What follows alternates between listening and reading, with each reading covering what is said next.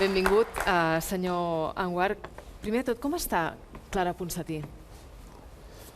She's determined, she's resolute, and she wants to fight for justice, and she says that she will not allow the Spanish government to silence the voice of the Catalan people. Vostè va ser aquí el 17 d'agost, va ser a Barcelona. De fet, es va salvar per molt poc d'aquell atemptat terrible que hi va haver a la Rambla de Barcelona. Com ho recorda tot allò? Well, this is the first time I've been back since last year. I was speaking at the University of Catalonia conference in Prades that year, and I came to Barcelona a day early to have some time off. I don't ever get time off. And it was horrific, because what I remember fondly of Barcelona that day, and in fact today, is that the Las Ramblas represents humanity. It's every race, colour, creed, religion, sexuality, young, old, on that street. And when the terrorists struck, to me, I was conscious that they didn't care whether you were Muslim, whether you were non-Muslim, whether you were Christian, whether you were Jewish. They wanted to strike at the heart of humanity because they hate it.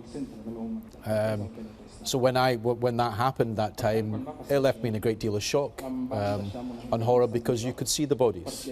The van only came when I was about to sit down in the Las Ramblas and have some food. It was really busy, and I decided it was too hot and too busy. So I remember my son, who's with me tonight, was 9 years old at the time, and he wanted to come to Barcelona, and he cried. And I said to him, "What do you want? I can't take you." So he said, "Get me a Barcelona Football Club t-shirt." So I remembered he said, "Get me a kit." So I thought, I'll get up, go and get a kit. Just at that point, I heard this noise, and when I turned around, it was a grinding noise, and everybody started to run. So instinctively, I started to run, and hundreds of people were running down the Ramblas. And when eventually I stopped 5 seconds later, when I turned around, the van had stopped 10 meters away from me, and you could see the bodies. And you could next to me, you could see a woman was screaming hysterically for her. I realized she was screaming for her children, because she couldn't see her children, and a young child who was the same as my youngest, who's 3 years old, was pulling, going, "Mama, mama." And the police were pushing us back with guns, and the policeman burst into tears, because I realized at that point she's lost her children. She didn't know where they were. So it was horrific, but it's beautiful to come back, because I wanted to come back to Barcelona. I didn't realize at that time that a year later, or 9, 10 months later, that we were representing Clara Ponsati, because at the time I said to the people in the independence movement, if there's anything I can do, if there's anything that the people of Scotland can do, then we are united with you. We want to fight for the people of Catalonia. We want to support them and give unconditional support. So I'm glad to be back. The first thing I did do was to go to Las Ramblas and say a prayer for the people that lost their lives that day. And I went to the cathedral today, and my son and myself lit a candle and just prayed, because I hope that Barcelona and Catalonia never has to suffer that again. El cap d'aquell operatiu, el major Trapero, suposo que sap que ha estat apartat del càrrec i que ara està investigat pendent d'una causa a l'Audiència Nacional. Ho entén? It's a disgrace, absolute disgrace, because I remember on that day I spoke on international TV and the UK media, and what I said was that the Catalan police that day were heroes and heroines. The fire service, the ambulance services, the emergency services, whilst everybody as civilians was running in this direction, the police and the emergency services were running in the direction of danger. And they were heroes that day, because they put their lives on the line. They didn't know when they were breaking down doors, when they were going into buildings, whether they were going to be blown up, whether they were going to be shot. And for the person, the hero of the hour, for him to now be treated in such a way when he has given a lifetime of service to the people of Catalonia and defended the honour of the people of Catalonia and stood up with such bravery and his officers to be treated in such a manner, many people in Scotland think it's disgraceful. That's the worst thing possible that could happen to a police officer who takes an oath to defend the public and to serve the community, to be treated in such a manner. Because for all I could see on the day of the referendum was that the only people who were responsible for violence against the people, for sedition or rebellion, were the Spanish security service and the Spanish police, who used their batons and their weapons on the people of Catalonia. And of course, when they went into the ballot stations, they didn't know whether the person was voting yes or whether the person was voting no. It didn't matter to them, because quite clearly it was just they were Catalonian people. But I see no Spanish police officers being prosecuted. Not a single one to date have we been given any information of a Spanish police officer being prosecuted, yet the hero of the hour who stopped the terrorists is being prosecuted. So, of course, people in Scotland are shocked by that and think it's disgraceful.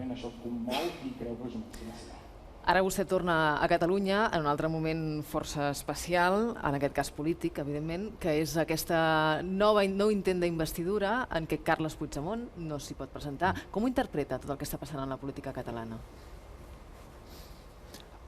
I don't really want to interfere internally in the Catalan politics. That's not really my role. I'm the lawyer for Clara Ponsati. However, I have a great deal of respect for Carles Puigdemont, and maybe I will comment on it. I think that the Spanish government want a government to come about in Catalonia so that the people of Catalonia, not the people of Catalonia, I don't think they'll forget, but so that the European governments can be told, look, it's business as usual in Catalonia. Forget about the political prisoners, forget about the political exiles. Catalonia is getting on with business. And to a certain extent, I think the Spanish government is setting a trap for Catalonia, because they hope that people, of course, are getting frustrated and they want business to continue and to life to go on. But the only people who are responsible for this is the Spanish government. And I do not think that the parties in Catalonia, those who support independence, those who want the right to govern themselves, should fall into the trap. So it's a dangerous moment, because the stakes get higher and higher every day that go by. But as long as the Spanish government refused to negotiate, then I do not think that the Catalan Parliament should step into the trap that's been created for it. And fundamentally, I mean, for Europe, Carles Puigdemont is a figurehead. And as long as he remains in Germany, and people shouldn't forget, I mean, back in Scotland, people keep saying to me, oh, we can win Clara's case. And I say to them that no, whether we win Clara's case against extradition, it's not winning. It's a small step, because as long as Clara Ponsati, as long as Carles Puigdemont, as long as the other politicians remain in exile, then we're losing, because they should be able to come home to Catalonia one day. They should be able to walk the streets of Barcelona and the towns and the villages that they come from. And nobody should forget them. They should remain the figureheads of the movement for independence. Vostè ha dit en alguna ocasió que Clara Ponsati no tindria un judici just a Espanya. Per què? It's obvious. When you look at the fact that, first of all, that the Spanish government ministers who've expressed themselves in public so viciously, they have pronounced the guilt of these individuals, they have dictated with the media that these people are guilty, and the allegations that remain in the case that we will run in Scotland is that the judiciary is not impartial. It will not run a fair trial, and that's the allegation that we make. We believe that the judiciary for a very long time has not been independent, and that this is a political persecution and prosecution of Clara Ponsati, as well as the other political exiles and those who are in custody in Spain at this point. And on that basis, if it's a political prosecution, then how can it be independent? How can it be fair? How can it be impartial? And why should those people trust the Spanish judiciary?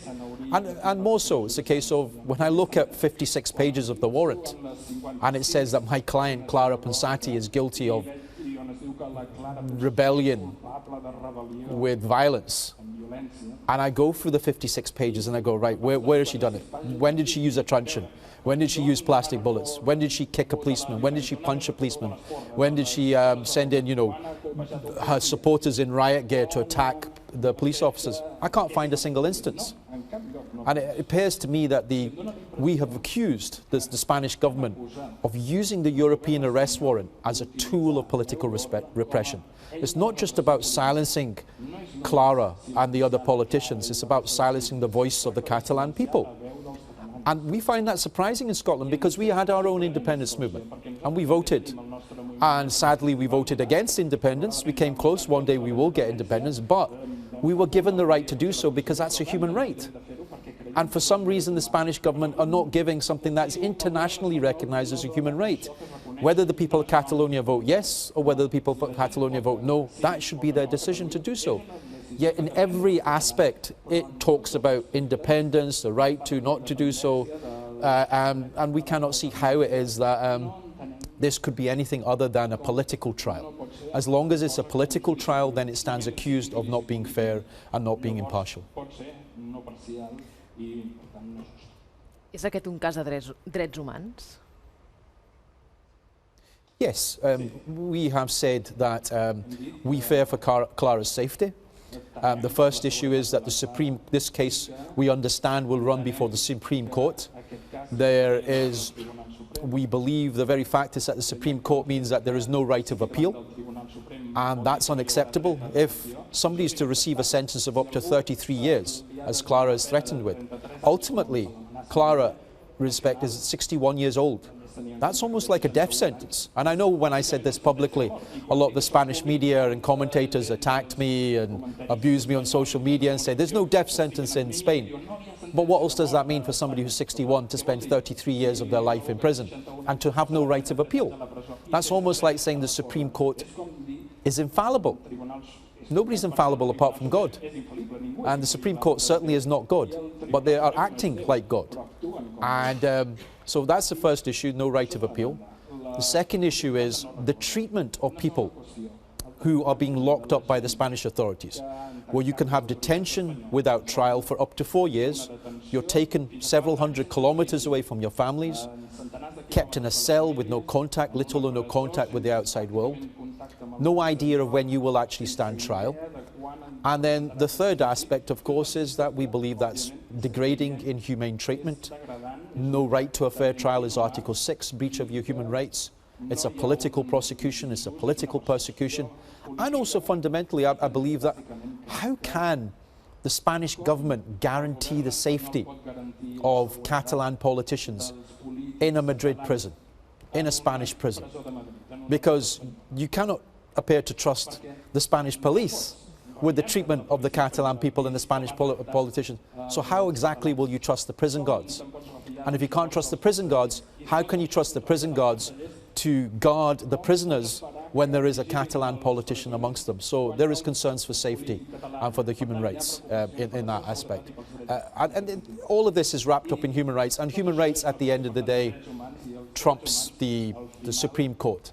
Because whilst the Spanish government is moaning about Germany and moaning about Belgium, and I hope very soon they will moan about Scotland too. The issue is Europe came about, European Union came about because of the Holocaust, because of Adolf Hitler, an old friend of Franco. Came about because of that human rights, the words that we use, would never again will this be happening in Europe, and that is why I find it so shocking. That is why the people of Scotland and the United Kingdom find so shocking what is happening on their doorstep. Because this isn't Russia, it's not somewhere in Africa, it's in the heart of Europe, and I have described it as the shades of Francoism. Because it's almost as though Franco is still alive and dictating to the security services, to his government, this is what you should do to crush and to silence the voice of the Catalan people. Now that is an abuse of human rights, and when I said that we see the European arrest warrant as a tool of political repression, it's almost, I think, an attempt to criminalise the aspirations of the people for freedom or the right to vote. And when I say right to vote, a lot of Scottish politicians haven't decided one way or the other. What they're saying is people have a right to vote. We take it as a human right, as a right that's granted. And for me, for the life of me, I cannot see what what is it that Clara is actually accused of? She's accused of 2 crimes. One, rebellion with violence. Prove to me, show us where the violence is. We cannot see one aspect of it. And the other, of course, is misappropriation of public funds. Well, from what I understand, the Spanish government has already said there was no misappropriation of funds. So can they make their mind up? First of all, you have a judge who issues a warrant, and then you have a finance minister who said, no, there's no misappropriation of funds. So they don't seem to know themselves what they're doing. And if they don't know what they're doing themselves, then that is an abuse of the European arrest warrant. That is an abuse of the human rights. And I think it's a systematic attempt. And I heard the words that were used by the government was they wish to decapitate the Catalan government. And if they want to decapitate the Catalan government, what they mean is they want to silence the Catalan people. And that is an abuse of freedom of expression. It's an abuse of human rights. It's an abuse of the right to political assembly. It's an abuse of the right to have your own destiny. And in a European country, that is horrific. Because when in 1952 the European Union and the Strasbourg Code came about, it was to make sure that never again would we have the politics of fascism on our streets, that democracy would always be the #1 issue. Yet we don't seem to be seeing that anymore, and that's sad, that is very sad. A més, aquesta setmana el jutge Llarena ha obert la porta a rebaixar la petició de delicte de rebel·lió a sedició. I això dibuixa un panorama una mica diferent que, si li sembla, la Núria Pereira ha estudiat i ara ens explica a la pantalla gran. Núria, bona nit. Aquesta setmana el jutge Llarena ha pres diverses decisions. Una, a oferir la possibilitat que Puigdemont sigui extradit per sedició i no per rebel·lió, i una altra, per primer cop en una interlocutòria, contempla la possibilitat de rebaixar el delicte als processats. Veiem com ho feia això en aquest document, aquesta interlocutòria que hem llegit aquesta setmana. Deia que les acusacions poden acusar per sedició i també deia que no es pot excloure la conspiració per a la rebel·lió. Què vol dir això? Per què és important? Doncs perquè contempla una baixada de les penes. En el delicte de rebel·lió, la pena màxima, i sobretot amb l'agreujant de malversació, és dels 25 als 30 anys, és un delicte contra la Constitució.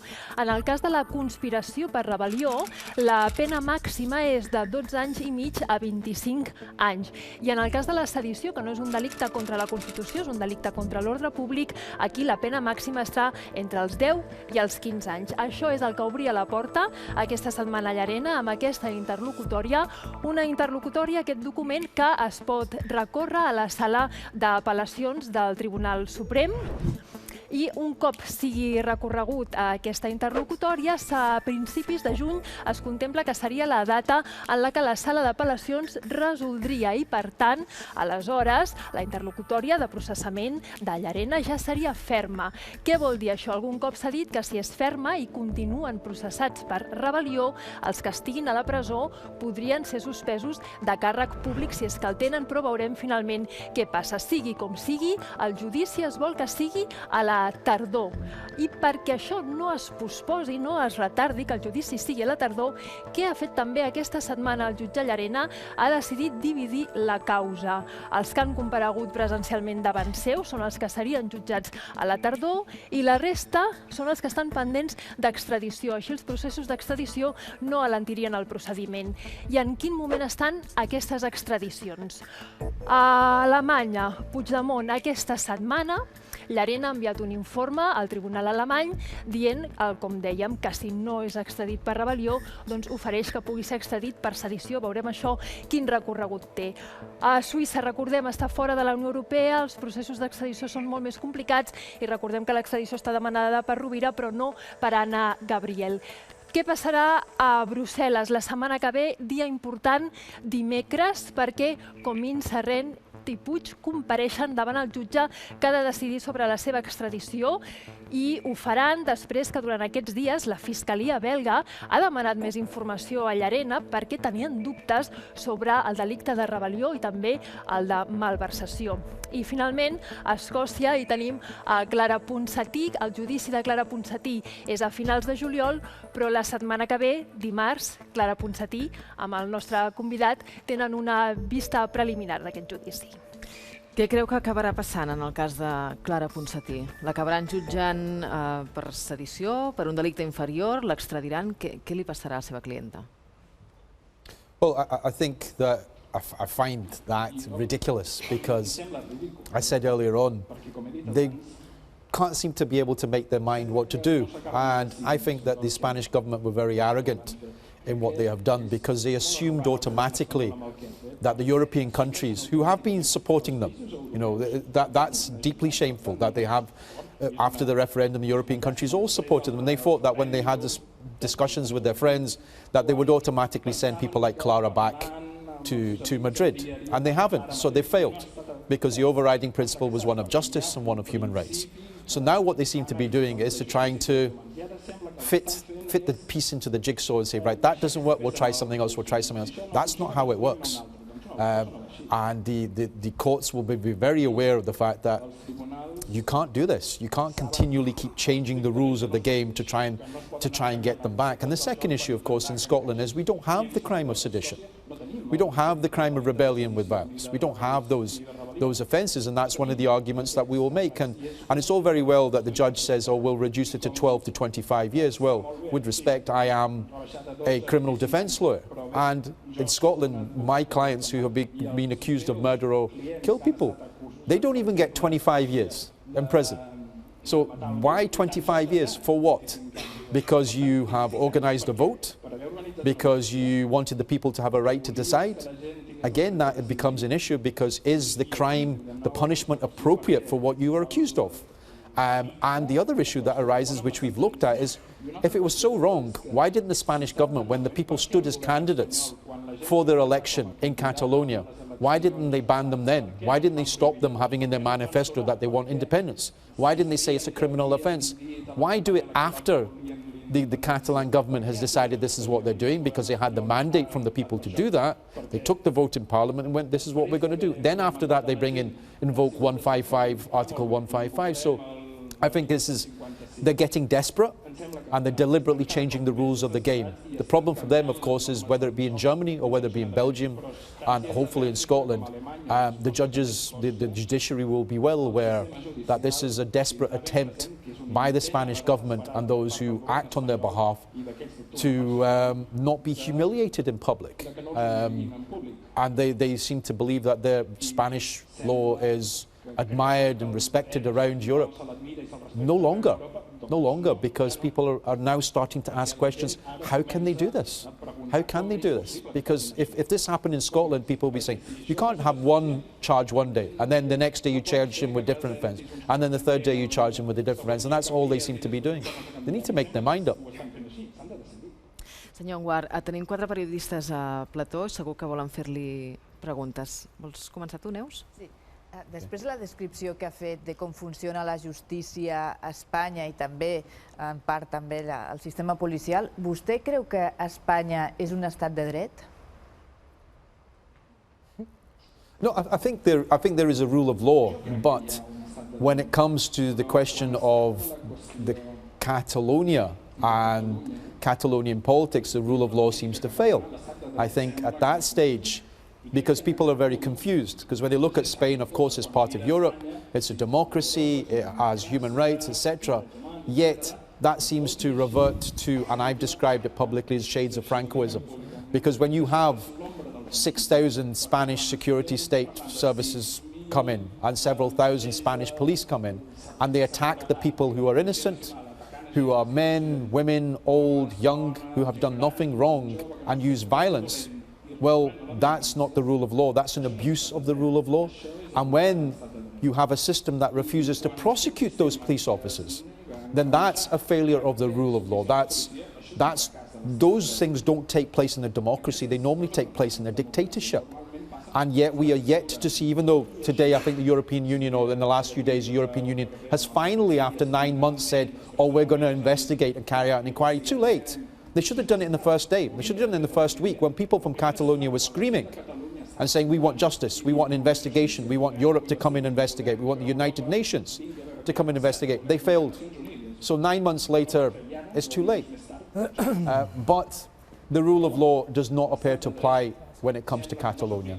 It's Spanish rule of law applies, and that's not fair, because Catalonia, of course, has its own government. And the example I give is, if tomorrow Nicola Sturgeon, who's the First Minister for Scotland, decided she wanted an independence vote again, If Theresa May, the Prime Minister, sent 7,000 members of the Metropolitan Police, the London Police, and several thousand troops to Scotland to punch, to kick, to use violence and tanks and etc. against the Scottish people, we would be independent within 24 hours because the Scottish people would say, no, that's not the rule of law. That is oppression, that's colonialism, that's dictatorship. What else can you call what took place on the 1st of October? Voldria demanar-li quin futur veu els companys de govern de Clara Ponsati que són en presons espanyoles. Si la justícia espanyola els condemna, si veu que tenen possibilitats apel·lant al Tribunal d'Estrasburg, i això, en qüestió d'anys, si es revisés aquesta pena, en fi, quants anys podrien trigar per sortir en llibertat? Sadly, I think the wheels of justice in cases such as these turn extremely slowly, but I think people right across Europe are fully aware of the fact that every day that passes with the Catalan politicians in Spanish prisons, their lives are at risk. And whether it be because you're suffering from an illness and the judiciary refuse or the prison authorities refuse to provide you the drugs and the medication, or whether your life is at risk from prison guards or fellow prisoners, it's still at risk. Or the very fact that you're separated from your family hundreds of miles away is an abuse of your human rights, it's mental torture. I think that the only way that those people will actually see justice is either in Strasbourg, or the Spanish government has to understand there is only one way to resolve this, and it's through peaceful negotiation. It's not by locking up people for the crime of using the right to vote. And until they realize that one by one, I think it will be like what they call a domino effect. One by one, European nations will eventually start to realize this is unacceptable. They are exposing themselves. It's almost as though in Scotland, often we all talk, we wonder what, it's like every day there's something new. We watch what the judges are saying, we say what Spanish government ministers are saying, every day something new, some abuse, some public abuse or some abuse of the system, and we think, what are they doing? And we think, they don't actually seem to care, because they just seem to be appealing to the lowest common denominator in Spain and hanging on for votes, when in fact, they want to talk about corruption, then talk about corruption of the Spanish government. Talk about the court cases they face. Talk about the investigations of them. So how are they, this double standards appear to be applied, but they have no option but to negotiate one day, because I do not think that the way things are that people can compromise. As long as Catalan politicians remain in Spanish prisons, the Catalan people have no option but to fight on their behalf. This is almost like a peaceful revolution on behalf of the Catalan people, but in terms of the Spanish government, as long as they refuse to negotiate and treat people like that, they have to realize that there can be no negotiations. The number, I believe, that it has to be unconditional, that those politicians must be released unconditionally, and not unconditionally. I don't mean release them and say you can never stand for public office again, because that again is an abuse of their rights. They have to be released, and then negotiations can begin. Israel García Juez. Good night, Mr. Lawyer. Allow me to ask you some question in Spanish, please. ¿Usted no sabe que dentro de la Constitución española no se puede declarar unilateralmente la independencia de un territorio, y que es un agravante, lógicamente, cuando eres autoridad? Cuando se produce este hecho, los jueces españoles llaman a la señora Ponsati a tomar la declaración. La señora Ponsati escapa, digamos, de la justicia española y toma un camino que, bueno, que primero le lleva a Bélgica y después le lleva al Reino Unido. Aquí lo que se ha producido, señor abogado, yo entiendo que usted esté en su obligación de defender a su clienta, pero yo lo veo relativamente sencillo y no entiendo esas sombras de dudas, esas mezcolanzas que hace usted de una serie de cuestiones. Por cierto, en prácticamente, creo que son 3 o 4 constituciones, solo en todo el mundo se permite esta independencia. Pero a lo que voy es, su clienta ha cometido un delito y se ha escapado de la justicia española. Well, the first thing I'd say is this is a perfect example of where members of the media have already pronounced the guilt of my client. My client hasn't stood trial yet, but you're already saying she's guilty. No, Let me finish. You asked the long question, so let me finish. So, sí, però serà difícil si no el diàleg. Deixa que respongui, sisplau. The first thing I'd say is innocent until proven guilty. The second thing I'd say is tough. If the Spanish government say it's illegal, there's lots of things that governments around the world have called illegal. In America, black people didn't have the right to vote. Once slavery used to be legal. And people say, and even in Scotland, some politicians have said, oh, the Spanish government declared it unlawful, therefore they're correct. Just because the Spanish government say something's illegal or unlawful doesn't mean it's right internationally. There is a fundamental human right, which is a right to self-determination, that is guaranteed under the United Nations, and it's a fundamental human right. So that's the first thing. So when the people decide themselves, and when the devolved government decide that they want the right to vote for independence, then that should be accepted. The best thing the Spanish government could have done was to allow the Catalan people, what were they scared of? Because that's the question I ask. If they had simply allowed and actually resourced and helped the Catalan people to have a referendum and then fought the referendum where the one side, who are the unionists, say no, we want it to remain with Spain, and the other side say no, we want it to become Catalonia, then so be it. That's what happened in the UK. And in fact, the unionists won. Scotland voted against independence. So that's the first thing I'd say in that. With regards to my client evading justice, how can you evade justice if there is no justice? The only people that we saw evading justice were 7,000, what's been claimed publicly as several thousand police officers, state security forces that came into Catalonia that day and attacked the people. If you want to talk about justice, then name me one police officer that is standing trial for attacking, brutally attacking, punching, kicking, and attacking a people who had done nothing wrong.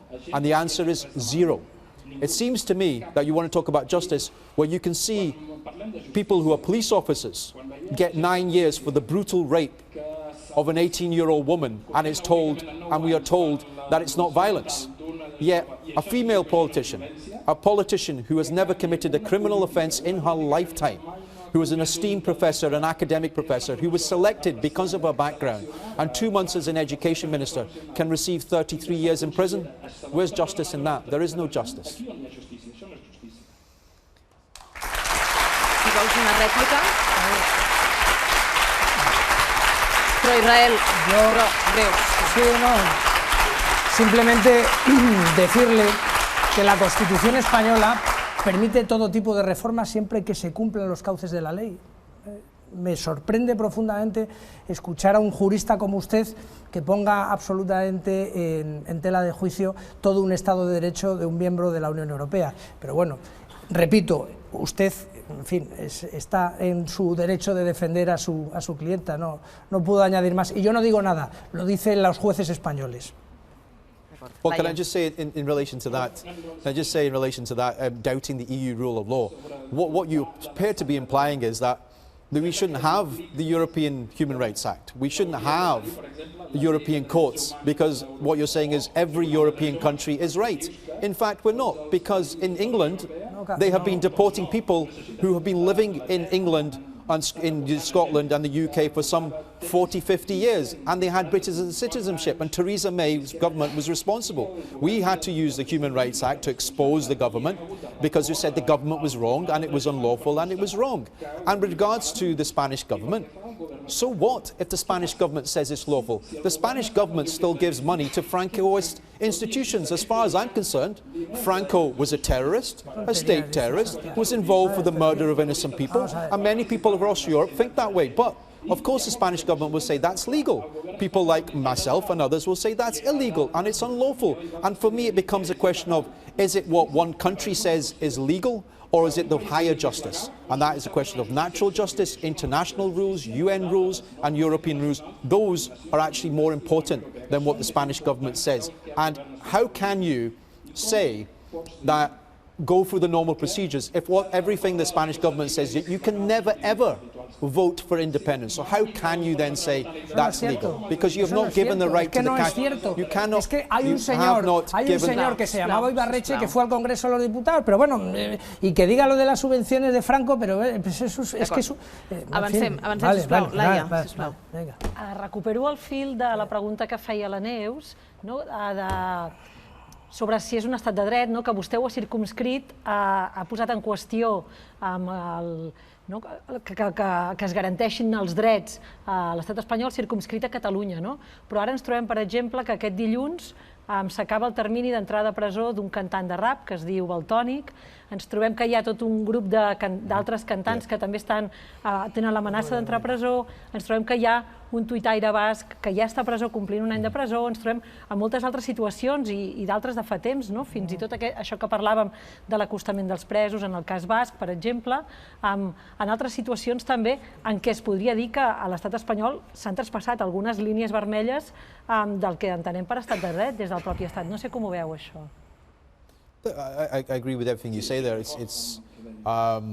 It's horrific that for a democracy in Europe, and you mentioned earlier on about Les Ramblers, and what I said at the time was that those terrorists hate what to me Barcelona represented that day, which is the love of music, the freedom to express oneself and how you dress and live and dance and talk and all these issues. For a government to actually take action against somebody who uses rapping, poetry, music, that happens in dictatorships. That happens under fascism.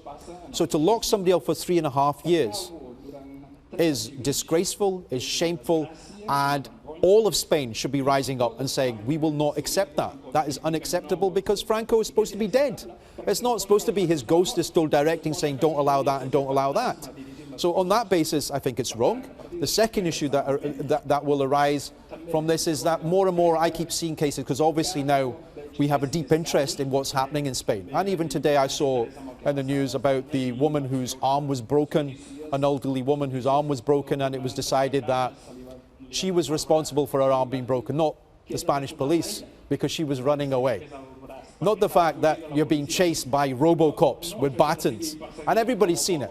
And I've still yet to see a Spanish politician. I've still yet to see a Spanish judge. I'm still yet to see the gentleman there condemn the violence of those people who were armed to the hilt with batons and weapons, able to do whatever they want, and to sing the songs of Franco's. We saw it. We saw the translation. We heard it.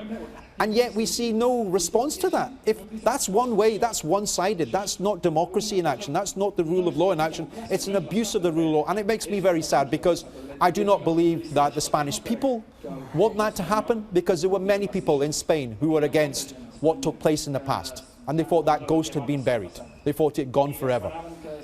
For instance, in Glasgow, and in Scotland, there is a tradition of the international brigades. Hundreds of people who left Scotland in the 1930s who came to Spain and who fought against Franco and fought and died for those beliefs, because they died for freedom, they died for freedom of expression, the freedom of politics, freedom of democracy. Yet for some reason that doesn't apply anymore. Why not? And why do we not see more voices in the Spanish Parliament and those political parties that talk about human rights, trade unionism and all those rights, yet for some reason they seem to switch off or silence their ears. They close their ears when it comes to Catalonia.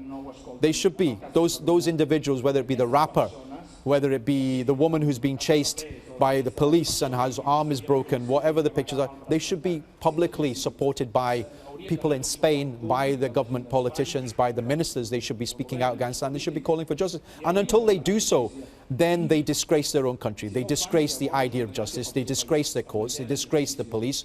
And it's a return to the past. There's no other explanation for it. Senyor Anwar, l'han escollit millor advocat d'Escòcia del 2017. Com es fa per ser el millor advocat?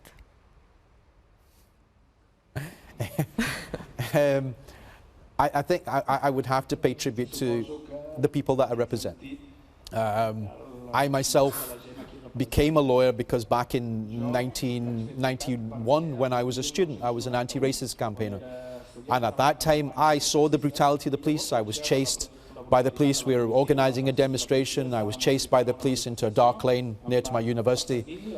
And I was attacked by the police, and they took my head and they smashed it off the pavement and they knocked my teeth out repeatedly, and then took me into lane and kicked me in the stomach, and they told me that this is, and I asked the question when I woke up, no teeth in my mouth, crying, 21 years old, frightened. And I asked the question why, and they said, this is what happens to black boys with big mouths.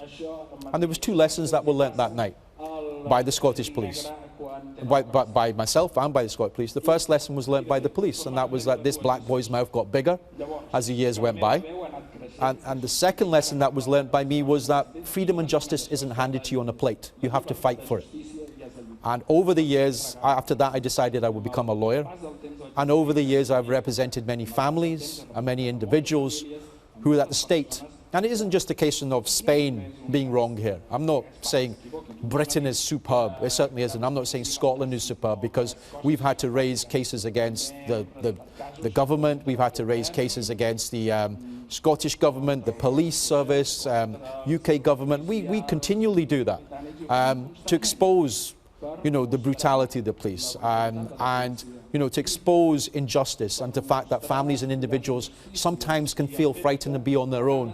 And those people who fight when they've lost everything are the ones who give me confidence to stand up and to fight.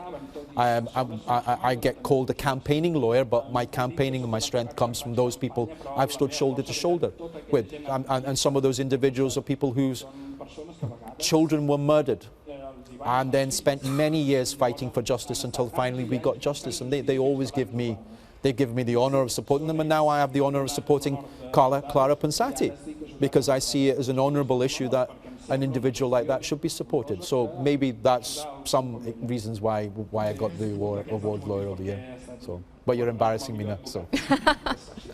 Vostè és del Barça, està content amb el doblet, la Lliga i la Copa del Rei? Yes, I do. Yes, I do. I think on the first, I think everybody noticed on the first time I gave, I think Clara's warrant was issued on a Friday. Clara contacted me on a Saturday. On the Sunday, my children were in the house. They're aged 10, 6 and 3. My 10-year-old is in the back. He's still demanding I take him to Camp Nou tomorrow before I fly back. I